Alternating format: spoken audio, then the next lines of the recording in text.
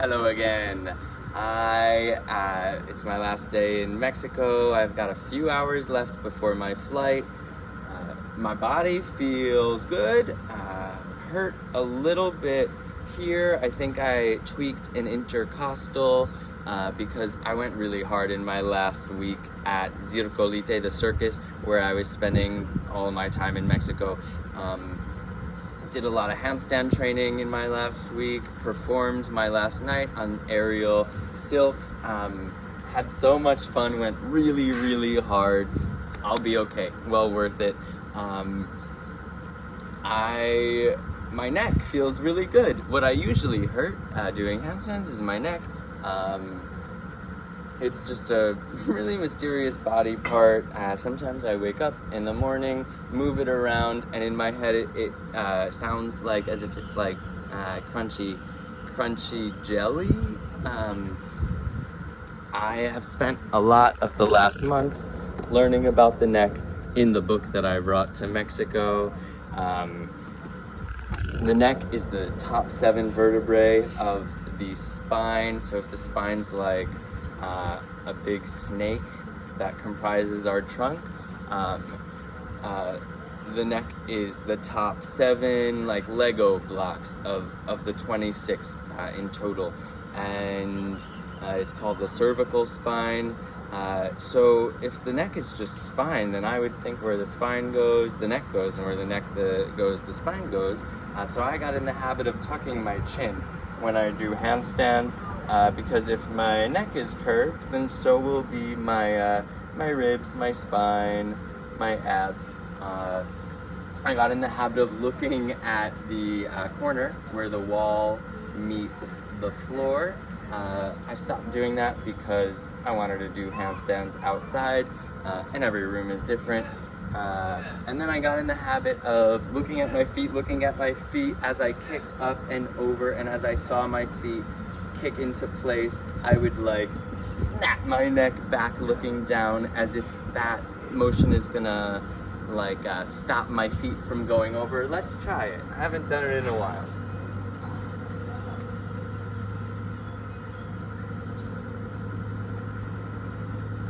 Yeah, it doesn't feel right anymore because so many people started telling me to look at the floor. Like if I had a peso for every time a coach, a friend's dad, a stranger, most of whom have never hand balanced, they all were telling me you should look at the floor because it'll help with your balance. If I had a peso for every time that happened, I could buy a gansito. And I know that because I did start saving a few pesos every time that happened, and I did buy a gansito, this like delicious Mexican Twinkie covered in chocolate. It's got the cream, it's got a little bit of jelly. It looks like a duck, but it's called gans means swan. Another time. I ate that delicious dessert, and then I did start listening to them because that many people are probably right. So I went to the wall where I learned to separate my shoulder flexion from the hollowing of the rest of my spine. More on that in the very first video in this series, Abre Hombros. So I put my hands at hip height. I keep everything hollow but stretch out my shoulders, and then I start moving my head, finding more freedom there. I am making sure to breathe because that is the purpose of my neck, to bring air into my body. I am trying to be present with what I'm seeing, my hands, the wall. It's cracked, it's got spirals on it, because that is the purpose of the neck. Turns my head so that I can see things. And I'm trying to find a line with my neck because that is the purpose of my neck, to be part of my beautiful straight line handstand. And it's really hard to find that kind of neck movement while keeping the rest of my body in that shape because it's all connected. Like the ribs, the spine, the neck, the skull, the shoulders. Shout out to the trapezius, which elevates the shoulders like I need, and also elevates and depresses the ribs, all the really deep muscles between the sternum and clavicle, and the neck and the head, that are also elevating and depressing the ribs, while they also control all those other things.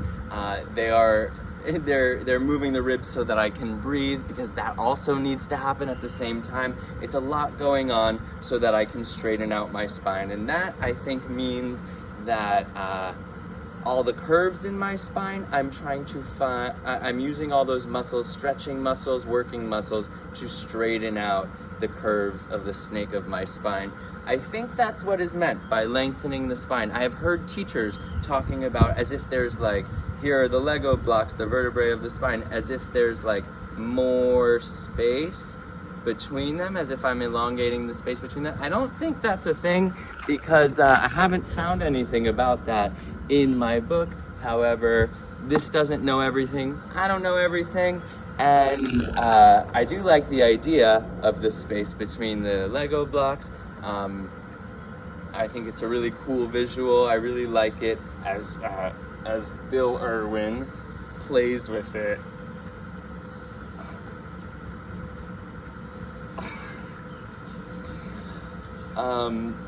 Watching Bill Irwin dancing, playing, is a good reminder for me that it's not just about finding length with my neck, it's also about finding relaxation so that I can move it in any way that I want.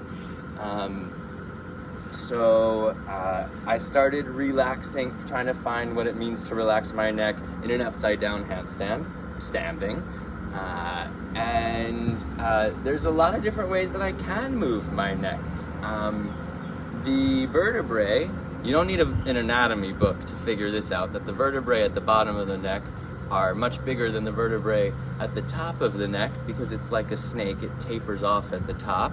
And so the big vertebrae they're like proportioned so that they restrict movement, flexion up and down. So I'm gonna have a lot more crunching, a lot more tension if I am trying to move up and down from the bottom, as opposed to at the top, where there's a lot more flexibility. Not only that, but the top, the very first vertebrae, like C1, it's called the atlas, and it's like a little bowl, which is perfect for my head to move up and down, to say yes. Incredible. The second vertebrae is called the axis, and it looks like this, and the head fits around it like this so that it can shake no, because that is what the neck is for saying yes and no. Very important. So finding relaxation of my neck, there's another type of neck movement, of spine movement, that's really helpful here. The vertebrae don't only bend like this, but they also can slide relative to each other. Like that. Slide one way, slide the other way. And each vertebrae is sliding just a little bit, but all of them have a bigger movement when all of them do it together. We are powerful as teams.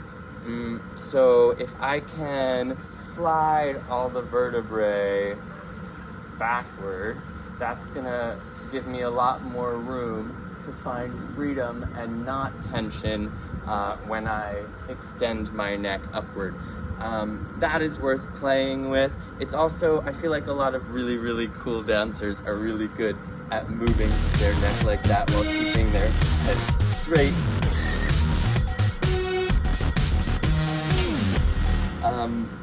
Yeah, go really cool dancers. So I guess that's my ABCs of handstands. Shoulders are really open. I promise it's an A in Spanish. While the rest of my spine, my ribs, my abs are hollowed out. And under that hollowed body, I am breathing, preferably through my nose, and somehow in all of that, I find a relaxed neck.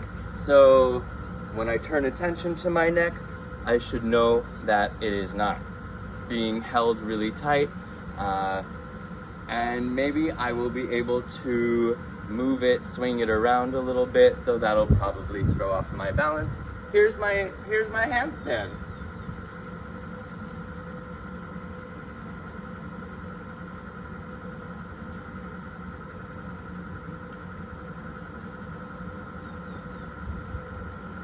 I guess that's my handstand today.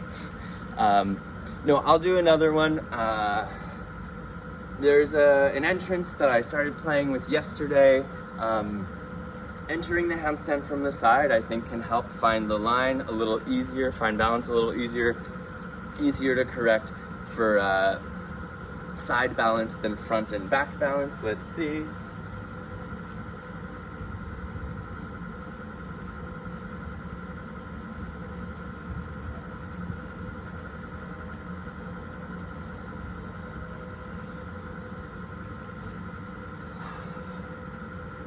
Feel pretty relaxed, feel pretty open.